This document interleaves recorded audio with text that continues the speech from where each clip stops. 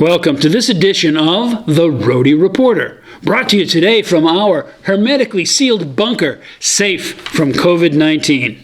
I'll be your host for the segment, Mark Zaccaria. American society's recent reaction to the COVID-19 pandemic has been about a good deal more than just public health.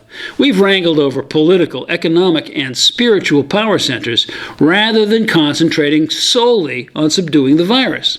That's because humans have an instinctive urge to climb the hierarchy. We always engage in a game of king of the hill. With an obvious outside threat like corona, it is a shame we've had to step on so many internal toes during the process of facing it.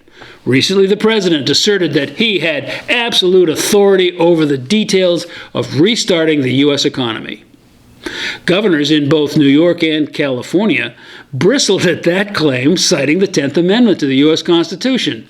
True, that part of the Bill of Rights does state that authority not specifically enumerated as residing with the federal government automatically reverts to state control.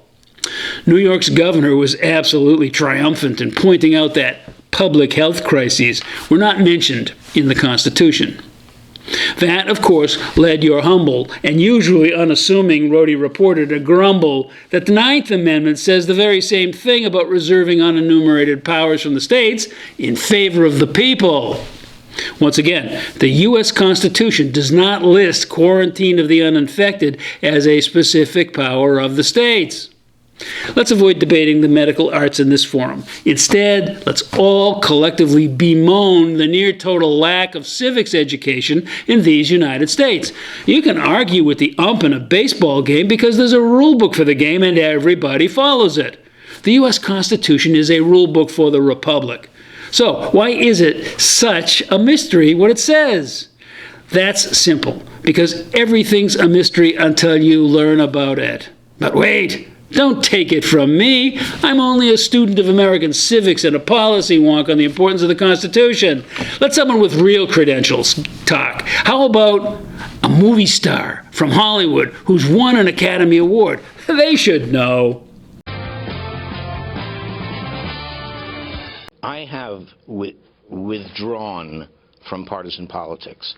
I am a constitutionalist who believes that the Constitution and the Bill of Rights must be central, and the parties must be peripheral. And I think that what's most important for me is what you just mentioned haphazardly. We're over 30. Civics has not been taught in the American public school system since 1970. And that means that everyone in Congress never studied the Constitution and the Bill of Rights as you and I might have. And that is a critical flaw, because it's why we were admired and respected for so long.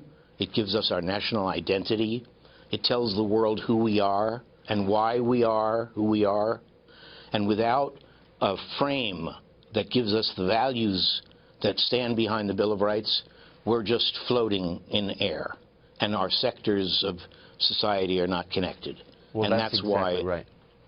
Teaching civics, and I'm so glad you said that, because what's really important, Tucker, is that the assumptions of the left and the right are all skewed wrong. We have to find areas of agreement and areas that we share. And we do share the notion that education accomplishes certain things. Education accomplishes certain things. Hey, I know it's true. I just heard the goodbye guy say so.